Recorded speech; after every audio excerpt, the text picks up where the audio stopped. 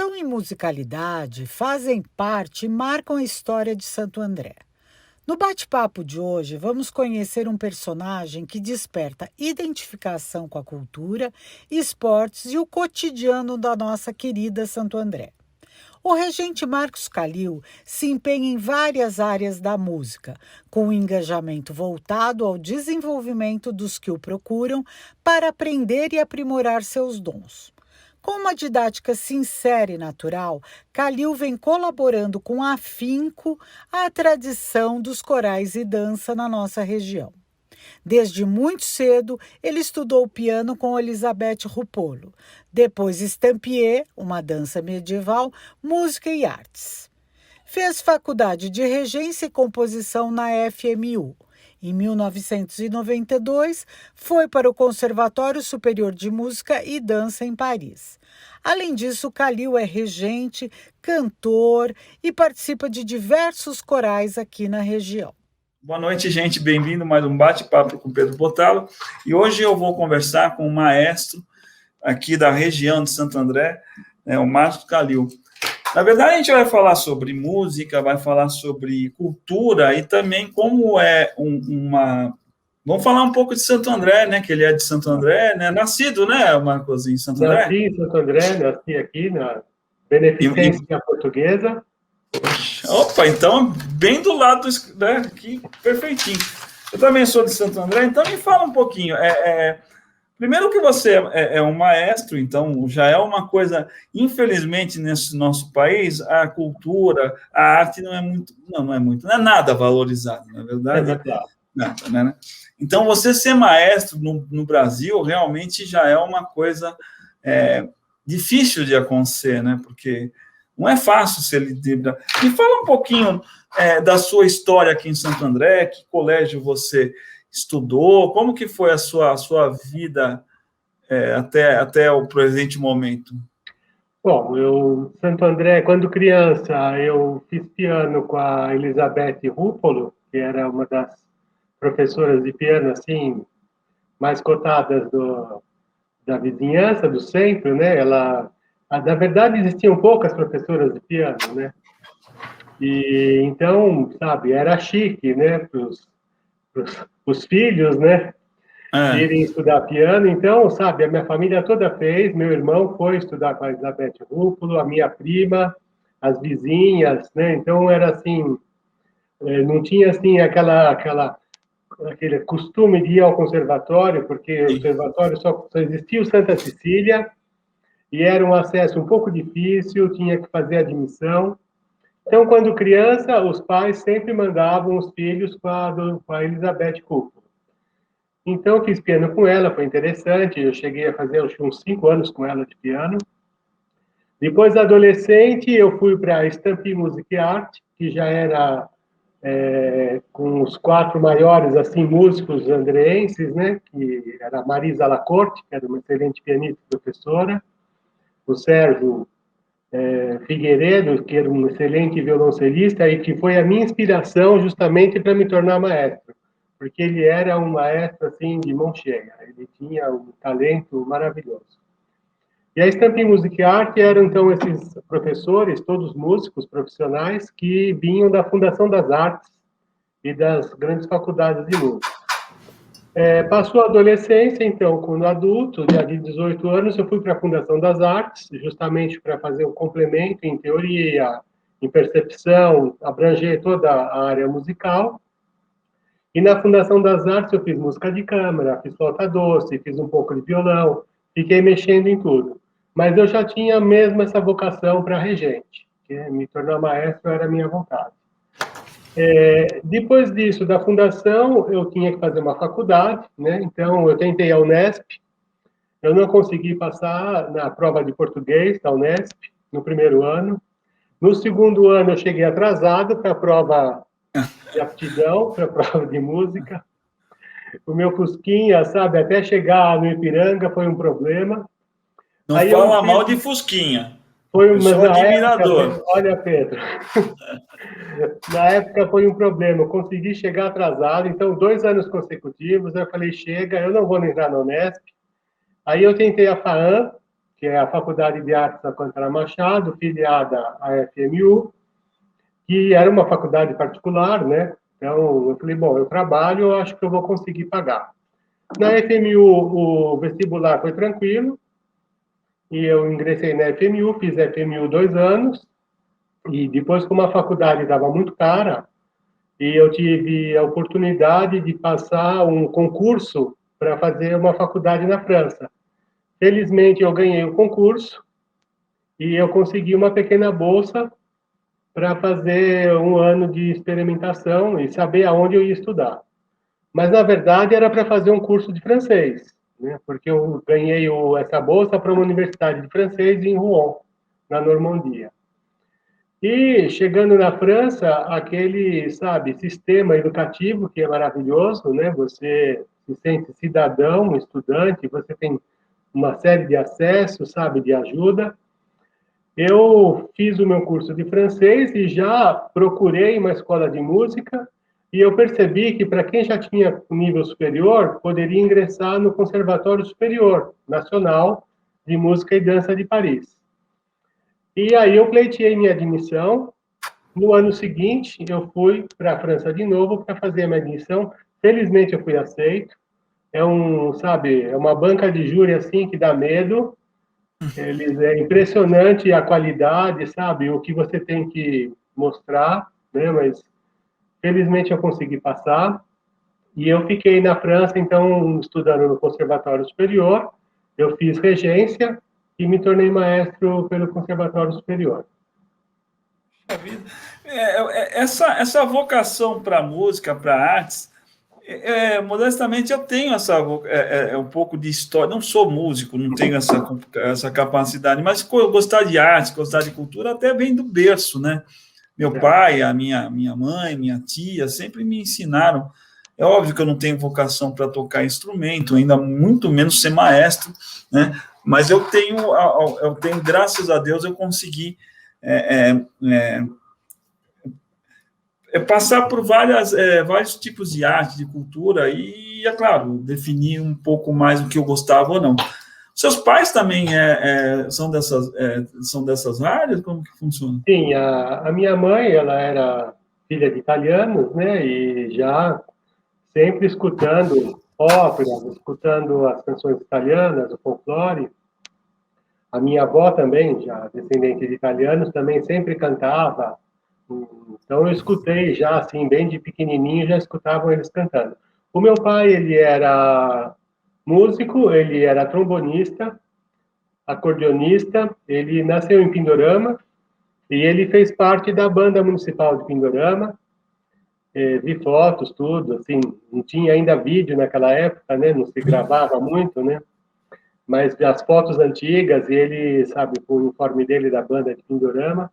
E eu sempre, quando criança, ouvia tocando acordeon. Nessa época já ele não tinha mais o trombone, ele tocava mais o acordeon.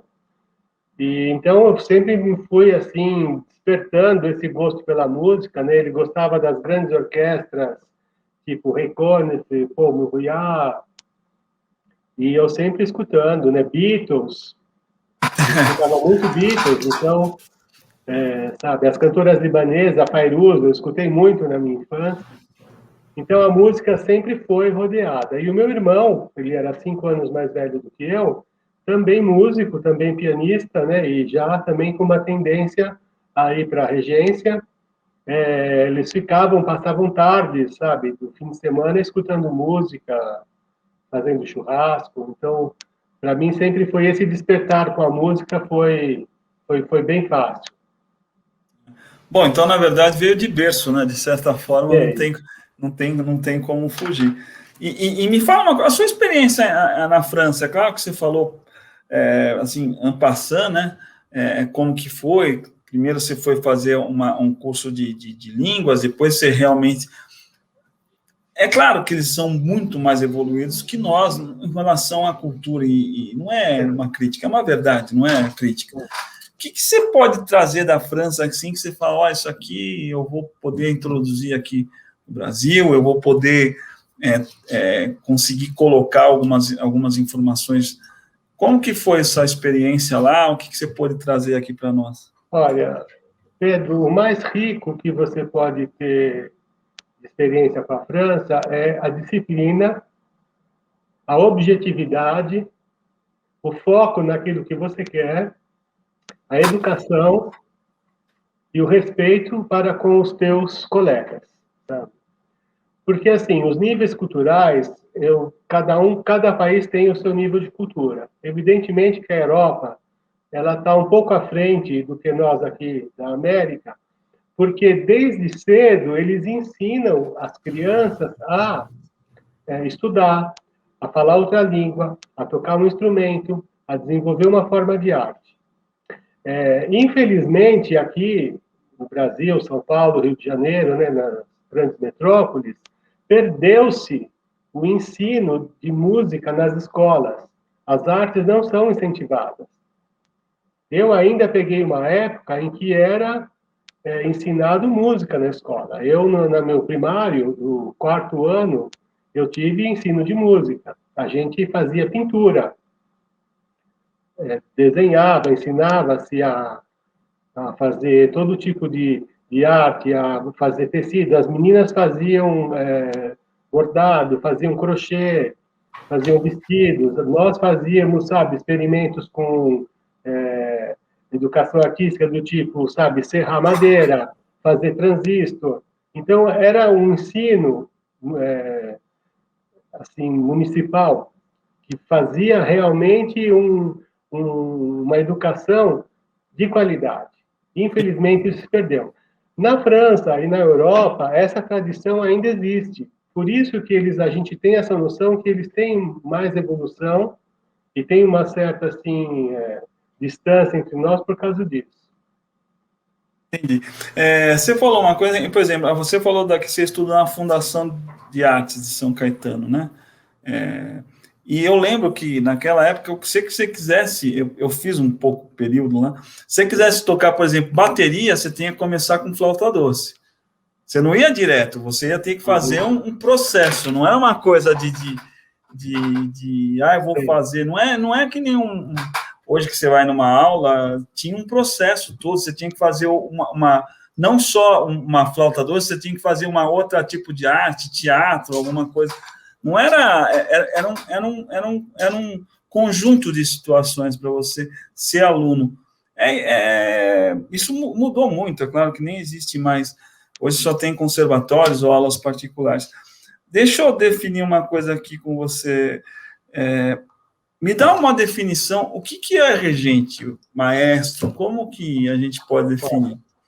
O regente, o maestro, ele é, na verdade, o cabeça do grupo, né?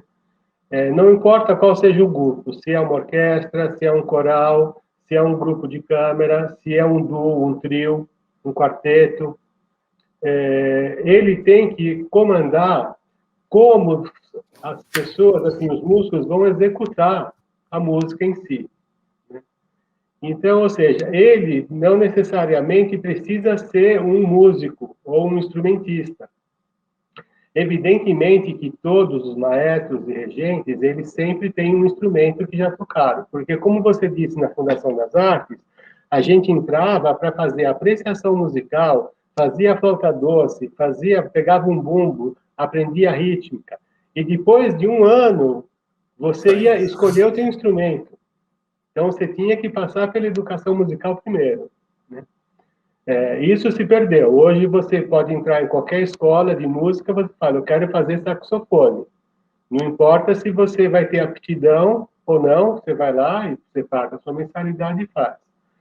Então, assim, voltando a falar da função do regente. O regente, ele vai auxiliar o músico a fazer uma execução de uma determinada música, porque ele tem uma partitura, né, que são as notas, que é a grafia do som. Então, o regente, ele lê graficamente o que o som vai ser, como será produzido o som. Então, se um músico está com uma certa dificuldade na execução, o regente vai auxiliá-lo. O maestro de coral, ele vai fazer a mesma coisa com os cantores e cantoras. Ele vai auxiliar na afinação, na definição da voz, na dinâmica, no volume. É o chefe, né? Por isso que Tá. se diz. Ele que conduz. Em relação a coral, que eu acho que até, é claro, para nós é um pouco mais fácil de a gente visualizar, porque existem vários corais, tem coral da CISA, tem o coral da OAB, tem coral da prefeitura, tem uma série, né? Aqui em Santo André, que eu saiba, deve ter mais. Existe também, o coral, ele é distribuído como também a orquestra sinfônica, cada um tem uma posição, né? Com relação ao coral, temos lá, qual é a disposição que é feita quando você coloca um coral completo, qual é a disposição fisicamente falando? Olha, existem algumas maneiras, né? Mas a mais clássica seria você definir bem as 4 vozes, as principais. A gente pode ter mais vozes, né? Chamamos de naipes, que são tenor, baixo, as vozes masculinas, tenor sendo a mais aguda, baixo a mais grave, contralto e soprano. São as vozes femininas, contralto sendo a mais grave e soprano as mais agudas. Desses 2 grupos, existem os intermediários, né? Porque você tem um registro de voz que se encaixa nesses 4 naipes, mas você pode ter um registro de voz que ultrapasse esses 4 naipes, né? O registro a gente chama de tessitura vocal. Então, você vai dispor dos teus cantores e cantoras de uma maneira em que eles se agrupem segundo o timbre e o naipe que eles têm. O timbre seria a característica física do som, né? Seria assim, como dizer, a cor que ele tem, né? É uma coisa muito subjetiva, mas assim, você, por exemplo, quando você fala comigo, eu sinto que você tem um timbre mais encorpado na voz. Eu, por exemplo, quando eu falo, eu tenho um timbre mais leve, menos pesado. Então, a gente pode definir que a voz é um pouco mais grave e a outra voz um pouco mais aguda.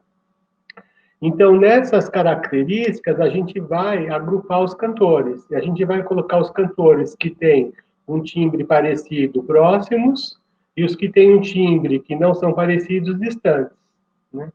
E vai de gosto, sabe, de gosto do regente, de acordo com como ele quer. Você pode colocar, por exemplo, baixos à esquerda, com tenores à direita, contraltos perto dos baixos na frente, soprano perto dos tenores na frente, ou determinadas peças musicais, segundo os compositores, você pode alternar, sabe, essa disposição.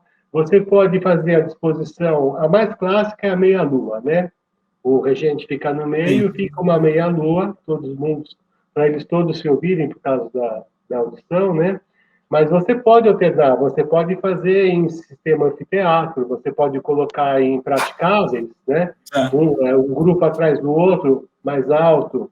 Você pode fazer uma formação triangular, né? Depende muito de como é a peça a ser executada, se são peças clássicas, se é música popular. Entendi. Também do gosto do maestro, eu acho que o maestro também define, né? Exatamente. Eu vou usar as nossas vozes aqui, só para ter uma ideia.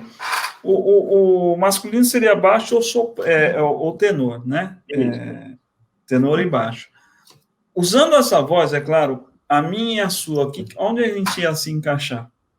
Então, assim, a gente tem que fazer um estudo junto com o instrumento, né, para definir em qual voz você se encaixa.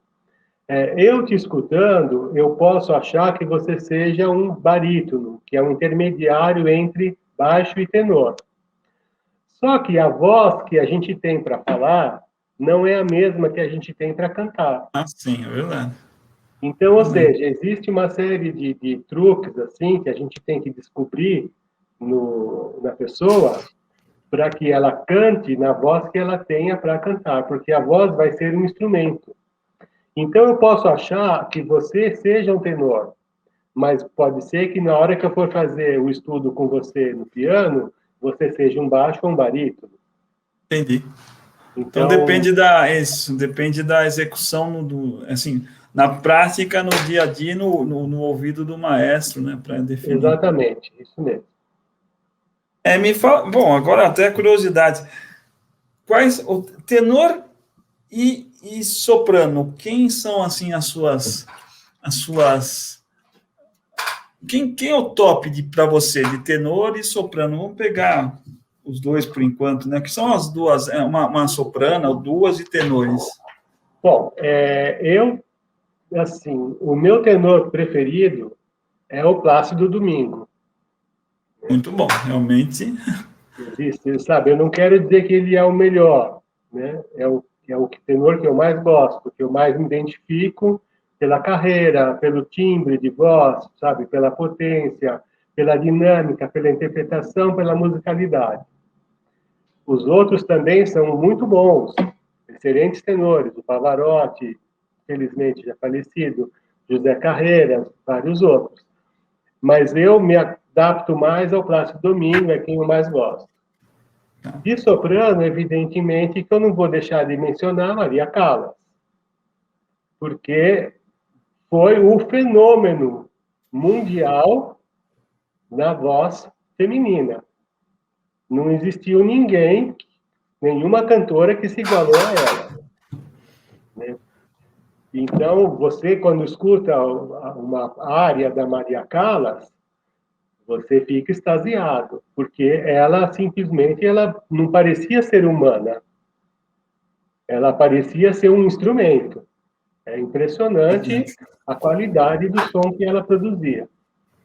Evidentemente que existem, depois, né, vieram muitas outras sopranos, Kirite Kanawa, Juan Sutherland, Mirella Freni, que foi contemporânea de Callas, então, várias outras, né? Mas é assim um gosto pessoal. Eu, evidentemente, gosto mais da Callas, porque não tem como negar a qualidade do seu som, né? Não, perfeito. Você só pegou só a tropa de elite também, né? Você só pegou o filé. Me fala uma coisa do Cé. Porque, é claro, você pega, eu adoro o disco do Três Tenores, mas eu não consigo saber quem é melhor. Realmente, eu adoro muito o Plácido Domingo. Eu sou muito fã dele, mas o Pavarotti, para mim, quando ele são estilos diferentes, né, Pedro? Se você pegar o Pavarotti com o Plácido Domingo, são dois estilos bem diferentes, né? Então, os dois têm a sua qualidade, sabe? Os dois são excelentes tenores. Sim. Mas é uma questão de gosto, né? Sim, é de gosto. Sabe? É como não, mas realmente o que eu falei, eu não tenho, é gosto só, é claro, na minha interpretação da música é só gosto. Na sua pode ter uma parte técnica. Me fala uma coisa, os corais aqui na região, né? Nós temos corais amadores, profissionais, eu não sei com essa situação da pandemia, eu acho que muitos estão até meio que desativados por um tempo, né? Infelizmente, agora com a pandemia, eu acho que todos estão desativados. A gente viu, assim, uma live aqui, uma live ali, uma gravação aqui, outra ali, foi muito pouco, né? Eles produziram muito pouco. Como você falou, tem o coral da OAB, tem o coral da CISA. Infelizmente, o coral municipal da cidade foi desfeito, mas foi desfeito antes da pandemia ainda. Foi um problema de gestão, né, que eu não quero nem comentar. A orquestra, felizmente, se manteve, né, o Abel Rocha veio para dirigi-la, mas o coro, infelizmente, foi desfeito. Chamava-se Coro da Cidade, né? Mas Santo André tem uma produção musical muito boa, né? Tem vários grupos que são assim, que não são conhecidos, mas que continuam atuando, né? Eu mesmo regi 3 corais e ainda os tenho, né? Atualmente, eu estou regendo o coro da Igreja Luterana. Eu tenho o Escola Cantorum ABC, que é especializado em canto gregoriano. E tenho o Coral Sertanejo do ABCD, que tem uma sede em São Bernardo do Campo, que a gente também atuou bastante junto com um grupo de violas, né, violeiros, né? E só fazendo música sertaneja. Infelizmente, agora, com a pandemia, você não tem nada, está tudo parado. Realmente... me fala um pouco, você que flutua bem nessa parte de jazz, e música tem muito a ver com dança, né? Não dá para... qual é a sua ligação com dança? O que você pode nos informar com relação a isso? Olha, a minha ligação com dança é muito forte, né? Porque ela já vem da música. E, por incrível que pareça, eu fui dançarino de flamenco.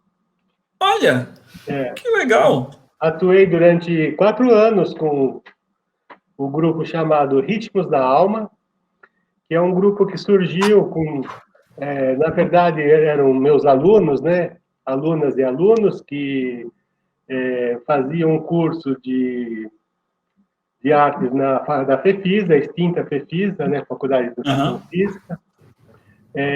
E nós tínhamos uma professora, que era professora de flamenco, a Darcy Bariani, que é bem atuante aqui na região, em Santo André.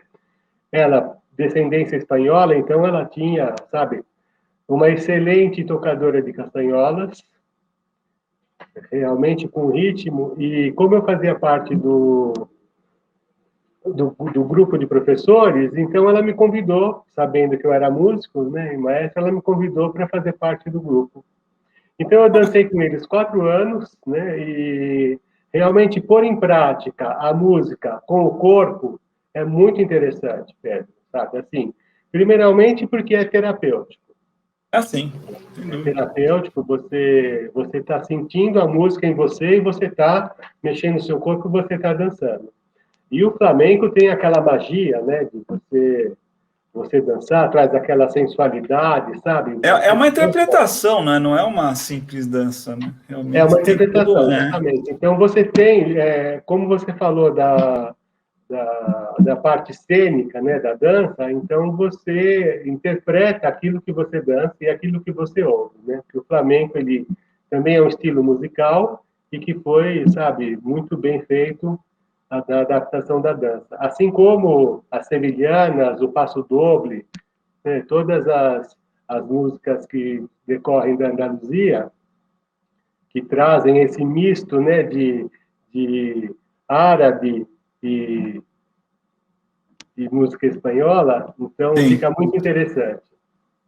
Aliás, assim, fala.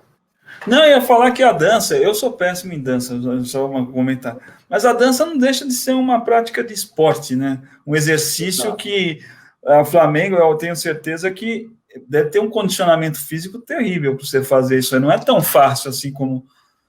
Justamente, o condicionamento físico ele é bem pronunciado porque você tem que ter o sapateado. E para você fazer o sapateado é calcanhar e joelho.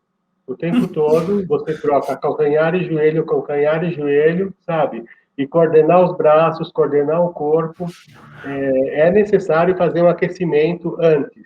Você não dá para você dançar se você não fizer um aquecimento, um alongamento, sabe? Antes é necessário. Por isso que é bem físico, é realmente um esporte. Bom, até uma brincadeira, no programa anterior ele falou sobre dores no pé, eu acho que está bem na sequência, né? Na verdade tem que mudar, tem que ver você primeiro por causa da dor no pé e depois ele para resolver, né? Uma questão, a gente muda a ordem, mas está ótimo. Mas você sabe, por incrível que pareça, o flamenco ele não causa dor no pé por causa do salto. Ah, é? Porque você tem a faceite plantar quando você não usa salto, quando Sim, você usa tênis, quando você usa chinelo, quando você está sempre descalço. Quando você usa um salto, você põe o peso do teu corpo para o peito do pé. Para a ponta, é verdade. Para a ponta e para o peito.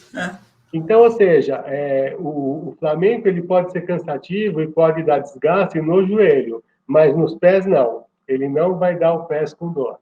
Estou falando, um programa está complementando o outro, né? E foi sem querer, você vê?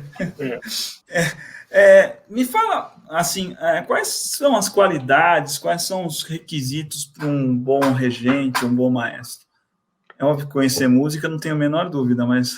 Justo, Bom, primeiramente, né, tem que ser músico, né, tem que gostar de música, e tem, assim, uma qualidade que é uma qualidade física, natural, que nasce com o indivíduo ou a indivídua, temos maestrinas e regentes mulheres, né, mas que também não é fundamental, é só Um a mais, né, só assim uma característica e uma qualidade a mais é ter o ouvido absoluto.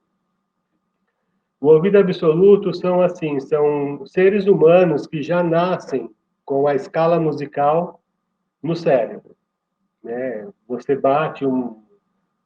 você faz uma batidinha, alguma coisa, alguém dá um estalo Já e sabe. quem tem o ouvido absoluto sabe que nota é. Então, assim, essa qualidade vai fazer do regente o trabalho dele muito mais fácil, né? Mas, assim, é 30% dos regentes que têm ouvido absoluto. É 15% dos músicos que têm ouvido absoluto. Nem todos têm. Quem não tem, A curiosidade não vai deixar de eu perguntar. Você tem, Marcos? justamente, eu ia chegar nesse ponto. Eu Ah, não nasci com ele. Eu não poxa, nasci com ouvido absoluto. Então, você tem que ter um trabalho a mais, sim, para você estar sempre ligado, sempre ouvindo, né? Tanto é que, assim, o fato de eu trabalhar tanto com a música, com corais, e estar sempre atento, sempre, né, querendo observar tudo, eu tenho uma série de zumbidos no ouvido já há muitos anos, que eu convivo há muitos anos já. Ou seja, eu entendi. tenho um desgaste auditivo maior. O maestro, ele não deixa de estudar, né? Ele sempre está praticando, ele sempre tem que continuar exercendo, até para ter a,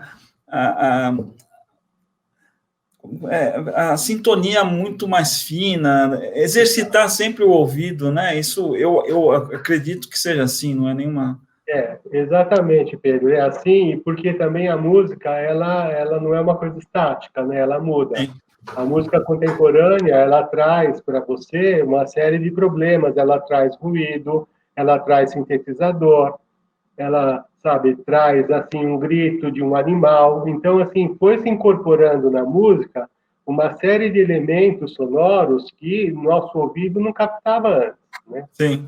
O ouvido do maestro ele captava somente os instrumentos e a voz. E agora não, com o advento da tecnologia, né, e da informática, então hoje em dia você tem, sabe, concertos para fita magnética, você tem É verdade. concertos para uma série de coisas que Fica chega a ser, impossível até, é verdade. não, chega a ser irritante para o ouvido, sabe? Ah, sim. Bom, Então, desculpa, a música atual ela é irritante para o ouvido, né? é verdade. Mas é Tem só um comentário leve. leve, né? É, para a gente A chegar no gente está básico irritante. terminando. Então, mas é só uma pontadinha minha, tá, gente? Não é nada, é minha, realmente. A gente está terminando, infelizmente. Como que a gente pode estimular a criança, a juventude a gostar de artes, de música, de dança? Até por ser um país extremamente carente dessa situação, que É você verdade. falou, não tem na escola. O primeiro passo, Pedro, é tirar a criança do celular. Se você conseguir, avisa os pais, porque eles também estão É tentando. é uma tarefa extremamente difícil, É sabe? difícil. Mas é você, assim, voltar às origens, né, da base. É você dar uma panela para a criança com garfo, fazer ela batucar. É você, sabe, pegar um som qualquer e tentar fazer ela produzir. É você pegar um pedaço de madeira e tentar fazer, criar um caminhãozinho. É dar uma boneca para a criança e fazer a criança colocar uma roupa na boneca.